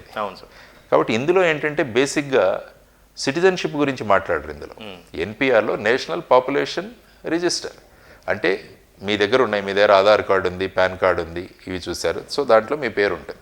అక్కడ సిటిజన్షిప్ గురించి అడగరు మిమ్మల్ని. సిటిజన్షిప్ అన్నది నేషనల్ రిజిస్ట్రీ ఆఫ్ సిటిజన్షిప్. ఇప్పుడు ఏమవుతుందంటే ఎన్పిఆర్ ఏదైతే మొదలు పెడుతున్నారో ఇది రేపు దేశం మొత్తం మీద ఎన్ఆర్సీ అమలవుతుంది. కాబట్టి ఇక్కడ ఏమైనా డౌట్ఫుల్ డాక్యుమెంట్ ఉన్న వాళ్ళందరినీ కూడా బయటికి పంపించేస్తారు అన్నది ఒకటి జరుగుతుంది. అందుకని ప్రధానమంత్రి గారు క్లియర్గా చెప్పారు, ఎన్ఆర్సీ దేశవ్యాప్తిగా చేయాలన్నది మేము ఎక్కడ చర్చించలేదు, అది అస్సాంలో సుప్రీంకోర్టు వాళ్ళు చెప్పడం వల్ల మేము అక్కడ చేస్తున్నాం అన్నది ఆయన స్పష్టంగా చెప్పడం జరిగింది. తర్వాత క్యాబినెట్లో మళ్ళీ ఈ ఎన్పిఆర్ గురించి కూడా మనం చేయాలి, ఎందుకంటే ఇది చేయాలి. మన దేశంలో ఎంతమంది ఉన్నారు ఏంటి అన్నది కూడా మనకు తెలియాలి. కాబట్టి రేపు ఏదైనా నేను ప్రాజెక్ట్ ప్లాన్ చేయాలన్నా, రేపు ఏదైనా రాష్ట్రానికి నిధులు ఇవ్వాలన్నా కూడా population is one of the important factors. కాబట్టి ఇది చేసుకోగలగాలి. కాబట్టి ఏమవుతుందంటే ఇప్పుడు మెయిన్గా ఇక్కడ వచ్చిన విషయం ఏంటంటే రేపు నా రికార్డ్స్ కాకుండా మా తల్లిదండ్రుల రికార్డ్స్ కూడా అడగబోతున్నారన్నది ఇక్కడ ప్రధానంగా స్ప్రెడ్ అయింది. అంటే ఇప్పుడు నేను నాకు సంబంధించిన నా స్కూల్ సర్టిఫికేట్, నా ఇది ఇస్తాను, ఇప్పుడు మా పేరెంట్స్ యొక్క ఇది కూడా ఇవ్వాలని ఈ ప్రచారం జరుగుతుంది. కొంచెం కష్టమైన పని. అప్పుడు ఏమవుతుందంటే అది ఎక్కడి నుంచి తీసుకురావాలి అంటున్నారు. అది ఏమీ లేదు, మనం కనుక ప్రూవ్ చేసుకోగలిగితే. వాళ్ళ ఉద్దేశం ఏంటంటే ఎవరైతే ప్రూవ్ చేయట్లేదో వాళ్ళని పక్కన పెట్టి రేపు ఎన్ఆర్సీలో వాళ్ళని సిటిజన్షిప్ పెట్టి వాళ్ళని కన్ఫైన్మెంట్ డిటెన్షన్ సెంటర్లో వేసి వాళ్ళందరినీ బయటకు పంపిస్తారన్నది ఒకటి ప్రబలంగా జరుగుతుంది. కానీ దానివల్లనే ఎక్కువ దాని మీద అవేర్నెస్ కూడా ఎక్కువ మందికి వచ్చింది. కానీ ఎవరైనా బయటి దేశస్తులు ఇక్కడికి వచ్చి ఉంటే వాళ్ళ మీద చర్యలు తీసుకోవడం ఇంపార్టెంట్. ఇప్పుడు నేను వెళ్ళిపోయి ఒక వీసా మీద అమెరికా వెళ్ళాను అనుకోండి, ఆ వీసా తర్వాత నన్ను రాకుంటే అక్కడ పట్టేస్తారు. కాబట్టి అది అన్ని రాష్ట్రాల్లోనూ అప్లై అవుతుంది. ఈవెన్ ఇక్కడ కూడా కొంతమంది స్టూడెంట్స్ వస్తారు వీసా మీద, వాళ్ళ స్టూడెంట్ వీసా పీరియడ్ అయిపోయిన తర్వాత కూడా లాంగ్ స్టాండింగ్ ఉంటుంది. నేను విభాగంలో పోలీసులో ఉన్నప్పుడు మాకు ఒక టాస్క్. కాబట్టి ఎవరైతే వచ్చారో వీళ్ళ లిస్ట్ చూడాలి, వీళ్ళు వెళ్ళారా లేదా అన్నది. ఎందుకంటే డిస్ట్రిక్ట్ ఎస్పీ వచ్చేసి is also a foreigner officer. కాబట్టి అవి కూడా చూసుకొని ఎవరెవరు ఉన్నారని చెప్పి మేము తిరిగి వాళ్ళని పట్టుకొచ్చి వాళ్ళ వీసా ఎక్స్టెన్షన్స్ కానీ లేకుంటే వాళ్ళని పెట్టి ఫ్లైట్ టికెట్లు అవి వాళ్ళ కన్సర్న్డ్ ఎంబసీతో మాట్లాడి వాళ్ళని పంపించేసేవాళ్ళం. అది ఈ టాస్క్ ఎప్పుడెప్పుడు ఎలా జరుగుతుంది సార్? Regular process. ఎందుకంటే వచ్చేవాళ్ళు ఉంటారు కదా, కంటిన్యూస్గా వీసాస్ తీసుకొని వస్తూ ఉంటారు. వాళ్ళు వెళ్ళిపోయారా లేదన్నా చాలా ముఖ్యం. లేకుంటే ఈ దేశంలో ఎంత జనాభా ఉంటుందో మనకు తెలియదు మనకు. కాబట్టి ఈ విధంగా ఇల్లీగల్గా ఎవరైతే ఉంటున్నారో వితౌట్ ఎనీ దిస్ థింగ్ వాళ్ళని దేశాన్ని బయటికి పంపించడం మన విధానం. కాబట్టి దాని గురించి మళ్ళీ there should not be any difference of opinion. లేకుంటే ప్రతి ఒక్కరు వచ్చి ఇక్కడ ఉండిపోతారు. కాబట్టి అది ఇట్ ఈస్ నాట్ అలౌడ్. కాబట్టి ఇదేంటంటే ఈ జనాల్లో ఈ చర్చలు ఏవైతే ఉన్నాయో, సో ఇన్ డెప్త్ సబ్జెక్ట్లోకి వెళ్ళి మనం చూడాల్సిన అవసరం ఉంది. దేశానికి కావాల్సింది కాన్స్టిట్యూషన్లో మనం రాసుకున్నాం, సిటిజన్గా ఉండాలంటే సిటిజన్షిప్ ఉండాలి. సిటిజన్షిప్ ఉన్నప్పుడు అతని పేరు నేషనల్ పాపులేషన్ రిజిస్టర్లో ఉండాలి. ఆ తర్వాత రేపు సిటిజన్షిప్ ఇష్యూ వచ్చినప్పుడు కూడా నేషనల్ రిజిస్ట్రీ ఆఫ్ సిటిజన్షిప్ వచ్చినప్పుడు as every citizen should prove his document. నేను ఈ దేశంలో ఉన్న పౌరుడిని నేను ప్రూవ్ చేయాలి. దానికి సిటిజన్షిప్ యాక్ట్లో ఉన్న 5 కండిషన్లు, ఇప్పుడు మొన్న పెట్టిన 6 కండిషన్లు. సో వీటితో మనం చేయగలగాలి. కానీ ఇక్కడున్న ప్రజలు కొంతమంది ఖండిస్తున్నారు, ఇక్కడ ఉన్న రాజకీయ నాయకులు ఖండిస్తున్నారు, పక్కనే ఉన్న పాకిస్తాన్ ఇమ్రాన్ ఖాన్ ఆయన ఖండిస్తున్నారు. ఇట్లా అందరూ ఖండిస్తూ పోతూ ఉంటే ఇప్పుడు ఏంటంటే మనం ప్రతిదీ పొలిటికల్ చేసేస్తున్నాం. అది ప్రతిదాన్ని కూడా వాళ్ళకేంటి రేపు ఇది చేయడం వల్ల మనకు ఎక్కువ ఓట్లు పడతాయా, ప్రతిదీ కూడా finally it is boiling down to a vote. కాబట్టి ఈ ఓట్ బ్యాంక్స్ని తయారు చేసుకునే మైండ్ సెట్ ఉన్నంత వరకు ఇలాంటివన్నీ జరుగుతుంటాయి. కాబట్టి ఎస్పెషల్లీ యూత్ చాలా ఎక్కువ ఉండడం వల్ల దేశంలో వీళ్ళు ఇన్ డెప్త్ స్టడీ చేయాలి. స్టడీ చేసి దాంట్లో పోవాలి. ఇన్ కేస్ మీకు వినకుంటే కోర్ట్స్ ఉన్నాయి. ఇది it is not as per constitution అనిపిస్తే you move a court will hear and they will give a decision. కాబట్టి ఇలా వెళుతూ ఉండాలి. కానీ so understanding of the subject is very important. కాబట్టి ఒక దేశం కోసం జరుగుతున్నప్పుడు దానిలో అన్నెసరీ పొలిటికల్ ఇష్యూస్ రేజ్ చేసి ఈ అనిమాసిటీ డెవలప్ చేసి మనిషి ఆనందాన్ని ఎక్కడో పెట్టేసి ఒక టెన్షన్లో ఉన్న వాతావరణాన్ని క్రియేట్ చేస్తూ పోతుంటే పెద్ద లైఫ్కు పెద్ద ఇది ఉండదండి. ఎప్పుడు 24 గంటలు టెన్షన్లో ఉంటే what is that life? Yeah.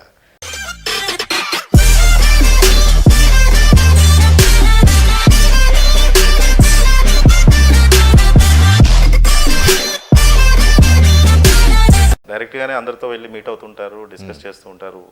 ఇప్పుడు ప్రత్యేకించి ఇప్పుడున్న పరిస్థితుల్లో అమరావతి రాజధాని వెళ్ళి వాళ్ళని అక్కడున్న ప్రజల్ని కలిసి మీరు నేను వెళ్తుంటాను. ఎందుకంటే నేను విస్తృతంగా టూర్ చేస్తుంటాను ప్రతి చోట కూడా ప్రజలు జరుగుతున్న ఇప్పుడు ఏమైనా స్ట్రాటజికల్గా వెళ్ళి వాళ్ళని మోటివేట్ చేసే అవకాశం ఏమైనా ఉంది? ఇప్పుడు ఏంటంటే విషయాలు ఇష్యూస్ ఏంటనేది చూడాలి. నేను క్లియర్గా చెప్పాను, ఈ రైతుల సమస్యలు ఏవైతే ఉన్నాయో వీళ్లను ఏ విధంగా ప్రభుత్వం ఆదుకుంటుందన్నది ముఖ్య విషయం. స్టేట్కి ఏ విధంగా ఫండ్స్ వస్తాయన్నది కూడా మనం చూడడం, ఇన్వెస్ట్మెంట్స్ ఎలా వస్తాయనేది చూడడం. కాబట్టి వీటన్నిటి మీద మీ మీడియా ద్వారా నా సలహాలు, తర్వాత ప్రభుత్వంలో ఉన్న వాళ్ళకి కూడా ఈ విధంగా చేస్తే బాగుంటుందన్నది ఈ డిస్కషన్స్ ద్వారా ఈ సలహాలు కూడా వెళుతుంటాయి. సో ఇన్ కేస్ మీరు మళ్ళీ మహారాష్ట్ర అనొచ్చు, కానీ మహారాష్ట్ర మోడల్ మీరు తీసుకుంటే ఒక వింటర్ సెషన్ మాకు నాగ్పూర్లో జరుగుతుంది. కాబట్టి అక్కడ ఉన్న ప్రాంతాలు, ఎందుకంటే విదర్భను సపరేట్ చేయాలన్నది ఒక ఇది జరుగుతుంది. కాబట్టి అక్కడ ఆ ప్రాంతంలో వింటర్ సెషన్ జరుగుతుంది. కాబట్టి మొత్తం ఒక సెక్రటరియట్ ఇవన్నీ కూడా ఒక టెంపరీ ఆఫీసెస్ మూవ్ అవుతాం. ఒక 15-20 రోజులు అక్కడ జరుగుతుంది. కాబట్టి అక్కడ ఉన్న సమస్యలన్నీ డిస్కస్ చేయొచ్చు. కాబట్టి ఏంటంటే ప్రజల వద్దకు పాలన అన్నది చాలా ముఖ్యం అన్నమాట. కాబట్టి ప్రజల్లో ఏమనిపిస్తుందంటే వచ్చి ఇక్కడ ఒక సెషన్ జరుగుతుంది, కాబట్టి ఇక్కడ మా సమస్యలన్నీ కూడా చర్చించబడతాయి, మేము వెళ్ళి మినిస్టర్లను కలవచ్చు. ఎందుకంటే మహారాష్ట్ర కూడా చాలా పెద్ద state compare to our state. Maharashtra చాలా బిగ్ స్టేట్, కాబట్టి ఇక్కడ పెట్టుకుంటారు అనమాట. అదేవిధంగా హైకోర్టు బెంచెస్ చూసుకున్నా కూడా బాంబే, ఔరంగాబాద్, నాగ్పూర్ ప్రిన్సిపల్ బెంచ్ 2 ఈ బెంచెస్ ఉన్నాయి. కాబట్టి ఈ విధమైన ఆలోచనలు మనం చేసుకుంటూ వెళ్ళగలిగితే ప్రజల వద్దకు పాలన ఏ విధంగా వెళుతుంది, తర్వాత అభివృద్ధి ఏ విధంగా జరుగుతుంది, ఆ అభివృద్ధి కూడా వికేంద్రీకరణమైన అభివృద్ధిని ఏ విధంగా చేయగలము, ఈ 3 పాయింట్స్లో కనుక మనం వెళ్ళగలిగితే ఒక మంచి నిర్ణయాలు జరుగుతాయన్నది నా అభిప్రాయం. మీరు అసెంబ్లీ సెషన్స్ అంటే గుర్తొచ్చింది సార్. జీఎన్ రావు కమిటీ చూస్తే ఆల్రెడీ అమరావతి అనేది ఒక ముంపు ప్రాంతం కింద పిక్చరైజ్ చేస్తున్నారు. చేసేసి అసెంబ్లీ అక్కడ పెడుతున్నాము, సెక్రటేరియట్ వైజాగ్లో పెడుతున్నాము, ఎగ్జిక్యూటివ్ క్యాపిటల్గా చేస్తున్నాము, అక్కడ హైకోర్టు పెడుతున్నాము అని చెప్పారు. కానీ ఎప్పుడైతే ముంపుకి అవకాశం ఉన్న కాలం ఏదైతే ఉందో వర్షాకాలంలో మాత్రం సెషన్స్ అమరావతిలో జరుగుతాయని కూడా అందులో మెన్షన్ చేస్తుంది. ఏమంటారు, ఇది కాంట్రాస్ట్ కాదంటారా ఈ స్టేట్మెంట్? మేబీ అసలు యాక్చువల్గా జీఎన్ రావు గారి కమిటీ ఫైనల్గా ఏం చెప్పిందో కూడా మనకు ఫైనల్గా ఎక్కడ డాక్యుమెంట్ నెట్లో కూడా ఎక్కడ దొరకలేదు. అంటే అది ఇప్పుడు ఏంటంటే వాట్సాప్లో ఏమొస్తుంది అన్నది అది ఎంతవరకు నిజమో తెలియదు. ఇప్పుడు మనమే సంతకం పెట్టినట్టు మనదే ఏదో ఇచ్చేస్తాడు, సార్ మీరు సంతకం పెట్టారంటారు, అది మనం పెట్టే ఉన్నాం. కాబట్టి అంటిల్ అన్లెస్ టోటల్ రిపోర్ట్, ఎందుకంటే ఇప్పుడు BCG report, Boston consulting group reports, ఈ రిపోర్ట్స్ అన్నీ వచ్చాక వాళ్ళు ఫైనల్గా లైక్ శివరామకృష్ణన్ రిపోర్ట్ పెట్టినట్టు అది కూడా పెట్టగలిగారు. నారాయణ గారి కమిటీ కూడా పెట్టాలి వెబ్సైట్లో, అది కూడా కనపడలేదు. ఏదైతే ప్రజల గురించి నిర్ణయం తీసుకున్నో ప్రజలకు తెలియాల్సిన అవసరం ఉంది. రైట్ టు ఇన్ఫర్మేషన్ యాక్ట్ మన దగ్గర ఉంది. కాబట్టి ప్రజలు ఎవరో వెళ్ళి మిమ్మల్ని అడిగేంత వరకు మేము రిపోర్ట్స్ ఇవ్వమంటే అది సరికాదు. ప్రజల గురించి తీసుకుంటున్న నిర్ణయాన్ని మనం గవర్నమెంటల్ పోర్టల్లో చూడాలి, ప్రతి ఒక్కరికి యాక్సెస్ ఉండాలి. అది ముఖ్యంగా ఉపయోగం ఏంటంటే సలహాలు ఉంటే ఇవ్వగలరు. నాకు తెలిస్తే ఫర్ ఎగ్జాంపుల్ జీఎన్ రావు గారు ఏం రికమెండ్ చేశారని ఇస్తే అందులో మనం సూచనలు, కాబట్టి ఏదేదో ఇచ్చేశారని మనం ఊహించుకొని మనం ఈ విధంగా పెట్టుకోవడం వల్ల కూడా ఏమీ ఉండదు అన్నమాట. కాబట్టి ఆ రిపోర్ట్స్ కూడా రేపు పెడతారు. వీటన్నిటిని తీసుకొని సమగ్రంగా రాష్ట్ర అభివృద్ధికి, తర్వాత ప్రజలకు ఇబ్బందికరంగా కాకుండా, ముఖ్యంగా రైతులకు ఇబ్బందికరంగా కాకుండా ఒక నిర్ణయం తీసుకుంటారన్నది నేను అనుకుంటాను. నా విశ్వాసం ఆ విధంగా ఉంది. సార్, ప్రస్తుత పరిస్థితులు ఏ విధంగా ఉన్నా సరే ఫైనల్గా ప్రత్యేక హోదా గురించి మీరు ప్రజల నుంచి స్పందన కానీ, లేదంటే ప్రజలకు మీరు ఏదైనా మెసేజ్ ఇవ్వాలనుకుంటే మీరు మెసేజ్ ఇస్తే దాన్ని బట్టి ప్రజల్లో ఒక చైతన్యం వస్తుందని కోరుకుంటున్నాం. ఒకసారి మీ మెసేజ్ అది కూడా అంటాను. నేనంటే ఏంటంటే ఇప్పుడు మనం ఏ విధంగా గవర్నమెంట్ని కన్విన్స్ చేయగలము అన్నది ఒకటి. ఇప్పుడు ఏంటంటే ఒక ఉద్యమం ద్వారా ఆ లెవెల్కి తీసుకువెళ్ళడం అంటే అది కొన్ని స్థితుల్లోనే ఉంటుంది. ఏదైనా మనము సమైక్యాంధ్ర ఉద్యమం చూసాం, అది కూడా కొన్ని రోజులు బాగా ఉండింది కదా, తర్వాత నెమ్మదిగా వీగిపోయింది. తర్వాత ఈవెన్ ప్రత్యేక హోదా దీని గురించి కూడా అదేంటంటే ఒక్కొక్క పార్టీ టేకప్ చేయడం వల్ల మళ్ళీ ఎమోషన్స్ అది ఎక్కువ రోజు సస్టైన్ అవ్వదు. ఎప్పుడైతే ఇక్కడి నుంచి మనం వాడి తీసుకుంటే అది ఇక్కడి నుంచి వచ్చిన ఫీలింగ్స్ ఎక్కువ రోజులు నడుస్తాయి. కాబట్టి ఆ విధంగా కాకపోవడం వల్ల ఇప్పుడు అందరినీ ఒక సమగ్రమైన తాటికి తీసుకొచ్చి దీన్ని ఏ విధంగా తీసుకెళ్లాలన్నది మనం it's not a one day affair, it has to be strategically decided. అందరూ కలిసి ఏ విధంగా వెళ్ళగలం, తర్వాత సెంట్రల్ గవర్నమెంట్ చెప్తున్న విధానాల్లో కూడా మనం ఏ విధంగా దాన్ని ప్రజెంట్ చేయగలగాలి, ఇదంతా మనం కలిసి వెళ్ళగలగాలన్నమాట. కాబట్టి ఆ దిశగా మనం ప్రయత్నిద్దాం. ఎందుకంటే ఫైనల్గా స్టేట్ బాగుపడాలి, ఇన్వెస్ట్మెంట్ మనం స్టేట్లో తీసుకురాగలగాలి, మన ఇంజనీర్స్కి మనం చదువుకునే మన పిల్లలందరికీ కూడా ఉద్యోగాలు మన దగ్గర రాగలగాలి, ఇండస్ట్రీస్ మన దగ్గరికి రావాలి. ఇవన్నీ కూడా సమగ్రంగా మనం చూసుకోగలిగితే అప్పుడు మనం మంచి భావనలతో, మంచి ఆలోచనలతో, మంచి మనసుతో మనం వెళ్ళి రిక్వెస్ట్ చేస్తే ఆ రిక్వెస్ట్కి ఎక్కడో ఫలితం ఉంటుందని నేను అనుకుంటున్నాను, వెల్ఫేర్కి ఉపయోగపడుతుందని నేను అనుకుంటున్నాను. Sir, out of the topic, ఇప్పుడు మీరు ఎమోషన్ బేస్ మీద అంటే చెప్తున్నాను, అడగాలనిపించింది. ఎమోషన్ బేస్ మీద జడ్జిమెంట్ ఇవ్వటం అంటే ప్రత్యేకించి దిశ ఇన్సిడెంట్లో చూస్తే ఎన్కౌంటర్ జరిగింది. అది అక్కడ ఎమోషన్ వల్ల ఇదంతా జరిగినట్లు ప్రజల్లో ఆ రకమైన అభిప్రాయం ఉంది కాబట్టి ఇమీడియట్గా అది ఒక డెసిషన్కి వచ్చి అది చేసినట్లు చాలా వరకు పోర్ట్రే చేశారు. అది ఎంతవరకు అది టెక్నికల్గా ఏం జరిగి ఉంటుంది అంటారు? ఇప్పుడు ఏమవుతుందంటే మీకు ఈ దిశ ఇన్సిడెంట్ కూడా మీరు చూసుకున్నప్పుడు ఏ పరిస్థితుల్లో ఈ విధంగా వాళ్ళ మీద బలప్రయోగం చేయాల్సి వచ్చిందని చెప్పేసి పోలీసులు వాళ్ళ వర్షం చెప్పడం జరిగింది. ఆ తర్వాత దాన్ని గురించి ఇన్వెస్టిగేట్ చేయడానికి మీరు ఒకసారి ఐ థింక్ 1993లో ఒక జడ్జిమెంట్ ఉంది సుప్రీంకోర్టుది, PUCL versus state of Maharashtra. అందులో ఇటువంటి ఘటనలు జరిగినప్పుడు ఏ విధంగా ప్రొసీజర్ ఫాలో అవ్వాలని సుప్రీంకోర్టు క్లియర్గా చెప్పడం జరిగింది. అందులో సేమ్ పోలీస్ యూనిట్ ఇన్వెస్టిగేట్ చేయకూడదు, అందుకని ఆ ఇన్వెస్టిగేషన్ పక్కకి ఇవ్వాలి. ఇప్పుడు రాచకొండ పోలీస్ కమిషనర్ గారి ఆధ్వర్యంలో ఒక స్పెషల్ ఇన్వెస్టిగేషన్ టీం వచ్చేస్తాం. తర్వాత ప్రజలు రెస్పాండ్ చేసి సుప్రీంకోర్టులో, హైకోర్టులో వేసిన పిటిషన్స్ చూసి సుప్రీంకోర్టు వాళ్ళు ఒక 3 మెంబర్ కమిటీ ఒకటి ఏర్పాటు చేయాలి. జస్టిస్ సిర్పూర్కర్ గారి ఆధ్వర్యంలో DR కార్తికేయన్ గారు అందులో ex-CBI డైరెక్టర్, ఆయన కూడా ఒక మెంబర్, ఇంకొక జడ్జి, వీళ్ళ ముగ్గురు కలిసి వాళ్ళకి 6 నెలల్లో ఇది చేసి రిపోర్ట్ ఇవ్వాలని చెప్పారు. కాబట్టి సుప్రీంకోర్టు ఒక చోట ఏమనిందంటే believe the officers in the field, ఎవరైతే ఫీల్డ్లోకి వెళతారో వాళ్ళ వర్షన్ ఎంత వాళ్ళు నమ్మండి, అది కాంట్రరీ అని ప్రూవ్ అవుతే అప్పుడు వాళ్ళ మీద యాక్షన్ తీసుకోండి అన్నది ఇది. ఎస్, ఆ రోజు తీసుకెళ్ళాం, వాళ్ళు ఈ విధంగా మా దగ్గర నుంచి తుపాకులు లాక్కున్నారు, మా మీద ఫైర్ చేయడానికి ప్రయత్నించారు, దాంట్లో in self defence in using right of private defence మాకున్న అధికారంలో మేము ఎన్కౌంటర్ అంటే, మీరు ఎన్కౌంటర్ అనేది కూడా ఇది ఒక కొత్త వర్డ్ సృష్టించారు. ఎన్కౌంటర్ అంటే ఏంటంటే, ఫర్ ఎగ్జాంపుల్ నేను అడవిలోకి వెళుతున్నాను, పోలీస్ టీం, సడన్గా ఎదురు నుంచి ఒక పార్టీ వచ్చింది, నక్సలైట్ పార్టీ కానీ ఏదో, సో అక్కడ ఎన్కౌంటర్ జరుగుతుంది. వాళ్ళు ప్రతిఘటించకపోయినా ఎన్కౌంటర్ చేయొచ్చు. లేదంటే అక్కడ ఎప్పుడు కూడా పోలీసు బలప్రయోగం చేయడానికి కొన్ని కండిషన్స్ కావాలి. ఫర్ ఎగ్జాంపుల్ సెక్షన్ 129, 130 CRPC మీరు చదివితే డిస్పర్సల్ ఆఫ్ అన్లాఫుల్ అసెంబ్లీస్. ఇప్పుడు ఏదైనా మీరు చిన్న ఇది ఉద్యమంలాగా తీసుకొస్తారు, ఆ తర్వాత మొదట చెప్పాలి వాళ్ళకి, వాళ్ళు వైలెంట్గా మారుతున్నప్పుడు మొదట కాషన్ ఇవ్వాలి, వార్న్ చేయాలి. ఆ తర్వాత వచ్చేసి స్టేజెస్లో బలప్రయోగం చేయాలి. అందుకని బాష్పవాయువు ప్రయోగము, లాఠీ చార్జ్, ఆ తర్వాత ఫైరింగ్, ఇట్లాంటివన్నీ జరుగుతుంటాయి అన్నమాట. అదొక వ్యవస్థ. తర్వాత అరెస్ట్కి ఎవరైనా మీకు ప్రతిఘటిస్తే, ఇప్పుడు నేను ఒక పోలీస్ అధికారిగా నేను వెళ్ళాను అరెస్ట్ చేయడానికి, సో అరెస్ట్ చేసే వ్యక్తి నా మీద ప్రతిఘటించారు కాబట్టి అప్పుడు నేను బలప్రయోగం చేయొచ్చు. తర్వాత వచ్చేసి ముఖ్యంగా రైట్ ఆఫ్ ప్రైవేట్ డిఫెన్స్, నా ఆత్మ పరిరక్షణ కోసం నేను బలప్రయోగం చేయొచ్చు. ఈవెన్ మీరు కూడా చేయొచ్చు. ఫర్ ఎగ్జాంపుల్ రేపు మీరు మీ ఇంట్లో ఎవరైనా దొంగ దూరాడు అనుకోండి, మీరు ఆ దొంగతనం చేసుకుంటూ వెళ్ళు బాబు అని చూడాల్సిన అవసరం లేదు. మీకు అనిపిస్తుంది ఈ దొంగ వచ్చి నా లైఫ్కి ఏదైనా థ్రెట్ ఉందంటే వాడిని చంపే అధికారం కూడా సర్వసాధారణ మనిషికి ఉంది. కాబట్టి ఇండియన్ పీనల్ కోడ్ మీరు సెక్షన్ 100 ఇక్కడ చదివితే it is very clearly given. లేకుంటే నేను యూ కాంట్ సపోజ్ ఎక్కడైనా ఒక బలాత్కారపు ఘటన జరుగుతున్నా కదా, ఆ వ్యక్తిని చంపే అధికారం ప్రజలకు ఉంది. కాబట్టి రైట్ ఆఫ్ ప్రైవేట్ డిఫెన్స్ కేవలం పోలీస్కే కాదు, ప్రతి ఒక్క నాగరికుడు కూడా, సిటిజన్ కూడా ఇవ్వడం జరిగింది. కానీ ఏంటంటే మనకు ఇవి కూడా మనకు ఈ పాఠ్యాంశాల్లో ఉండవు. కేవలం లా చదువుకున్న వాళ్ళు, పోలీస్ విభాగంలో చేరిన వాళ్లకు మాత్రమే ఈ విషయాలు తెలుస్తాయి, కానీ సర్వసాధారణ మనిషికి నా హక్కులు ఏంటి, నా రైట్స్ ఏంటి అనేవి తెలియదు. కాబట్టి వీటిని తెలియజేయడం ముఖ్యం. ఎందుకంటే చాలామంది ప్రజలు వాళ్ళ ముందు జరుగుతున్నవి కూడా మేము పట్టుకుంటే ఏమవుతుంది, మన కళ్ళ ముందు నాన్ బెయిలబుల్ అఫెన్స్ జరుగుతుంటే వాళ్ళ మీద పట్టుకునే అరెస్ట్ చేసే అధికారం కూడా ప్రజలకు ఉంది. అరెస్ట్ చేసి పోలీస్కి అప్పచెప్పాలి, ఇది కూడా లాలో ఇవ్వడం జరిగింది. కాబట్టి ఇవన్నీ కూడా చట్టాలలో మనం పాఠ్యాంశాల్లో ఇవి పెట్టడం చాలా అవసరం.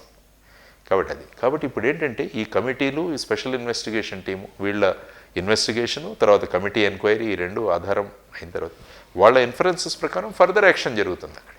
కాబట్టి ఇప్పుడు డిస్బిలీవ్ చేయడం అన్నది దెర్ ఇస్ నో పాయింట్. ఎందుకంటే ఎస్ మేము ఇలా చేశామని వీళ్ళు చెప్తున్నారు, అది కరెక్టే కాదా అని చేయడానికి ఒక స్పెషల్ ఇన్వెస్టిగేషన్ టీము, ఒక కోర్టు నియమించిన కమిటీ ఉంది. కాబట్టి they will take a decision. ఇది తప్పు వీళ్ళు చెప్పేది వర్షన్ అంటే వాళ్ళ మీద యాక్షన్ తీసుకుంటారు. ఎస్ వాళ్ళు చేసింది కరెక్ట్, వాళ్ళు ఇచ్చిన ఇది కూడా కరెక్ట్ అంటే as in the use of right of private defence వాళ్ళు చేయాల్సి వచ్చింది. As approve.